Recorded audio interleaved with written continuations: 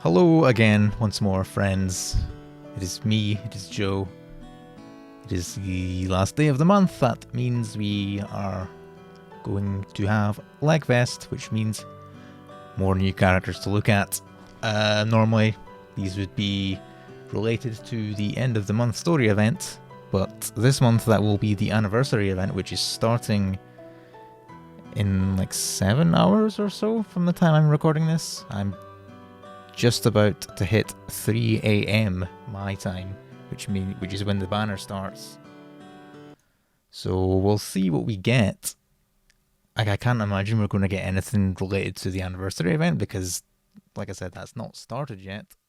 So I'm assuming we're probably just going to get some kind of regular, non-limited stuff, but that's the top of the hour, so let's have a quick check, see what we get. Okay. Freyr. Playable Freyr, cool. He's axe. I would have said he was a sword character myself, but he even has, he has a sword. Oh, I suppose that is the weapon. Maybe he's probably sword proficiency. Surprised it took as long as it did to get playable Freyr. And then Sylph, okay. Another old ass primal character. Alright then. Let's take a look, as we normally do. And the weapons first. Freyr's weapons, like I said, is an axe. Massive when foe, boost all allies multi-attack rate. Medium stamina, small attack.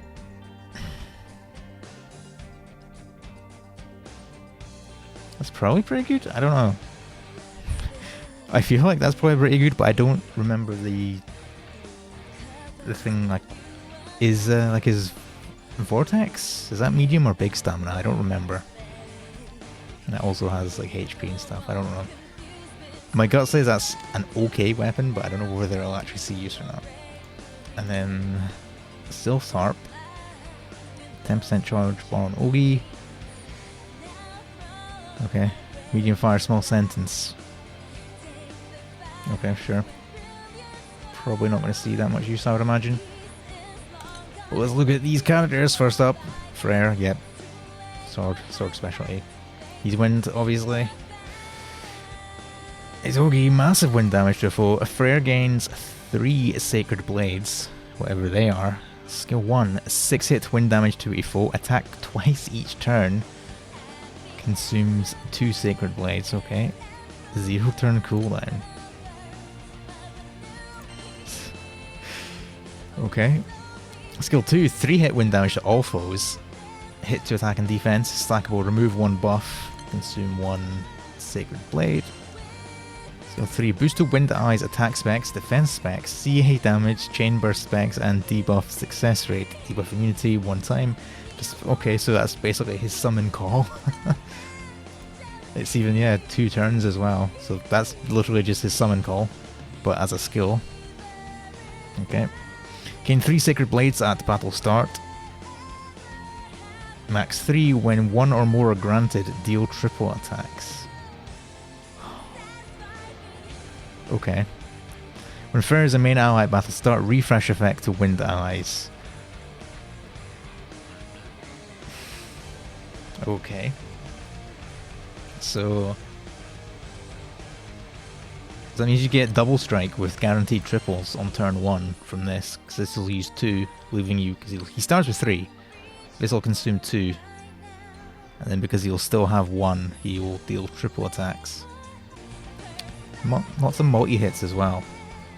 I was focusing on this 0 turn cooldown, but it's realistically you're gonna have to Ogi every time before you can actually use it, because like it has 0 turns cooldown, but it consumes 2 of these things, which you can only have 3 of every time you use it. So you're not going to be able to use this like on like consecutive turns all the time unless you Ogi between that.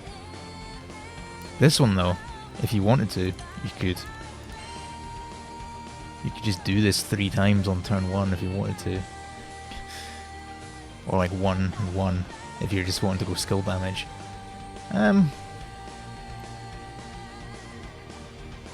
I think I don't know what to think. Like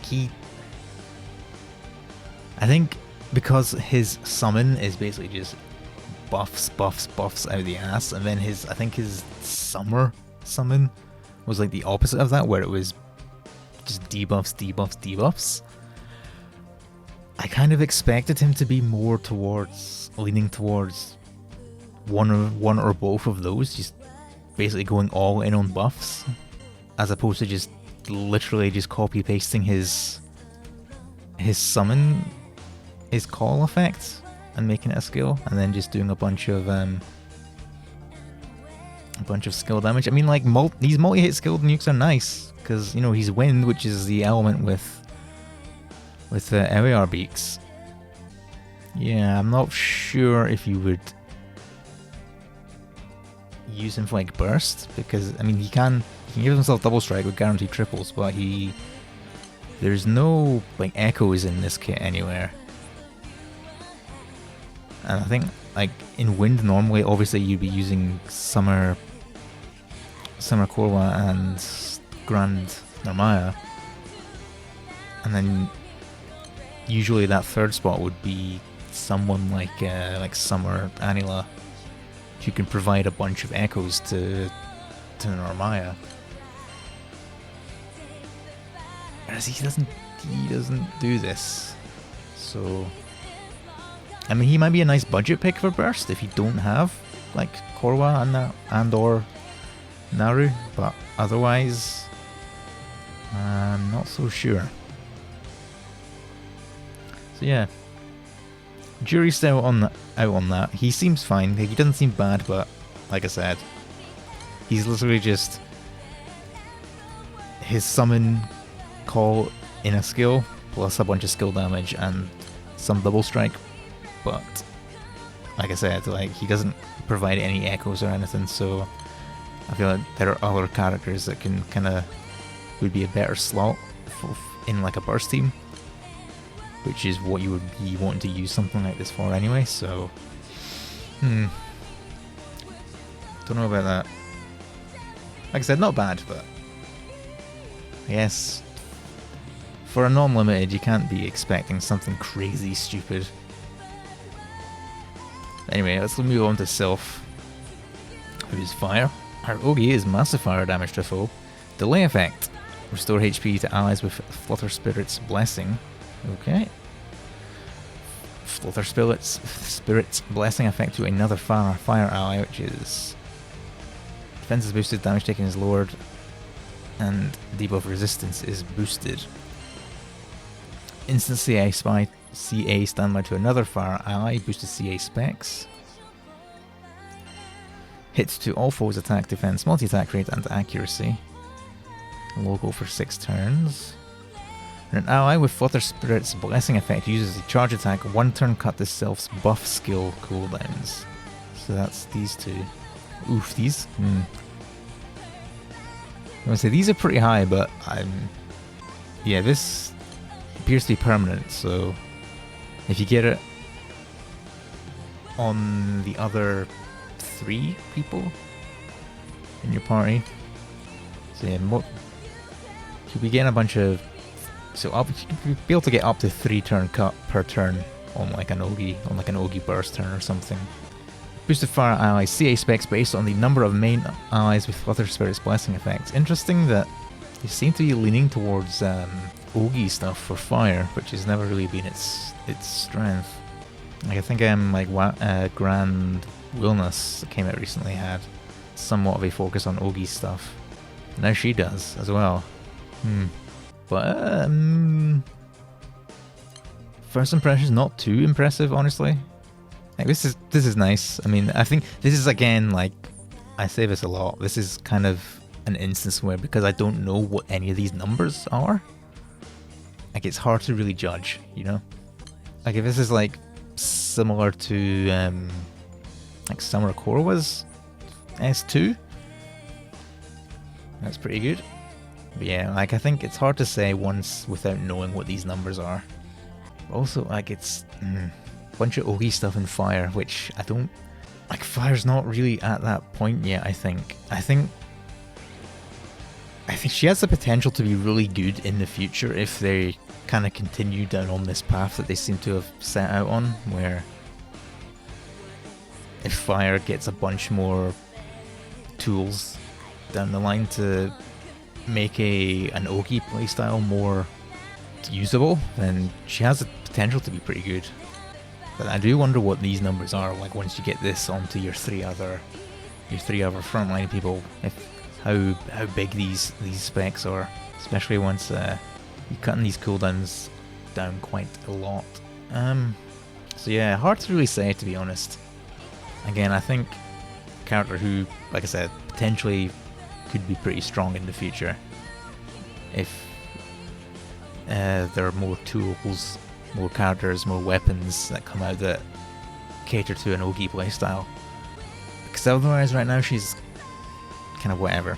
Because, like I said, Fire isn't about that Ogi playstyle. Fire, for a while, has been the auto attack burst playstyle. Your Alanan and Mimlamel.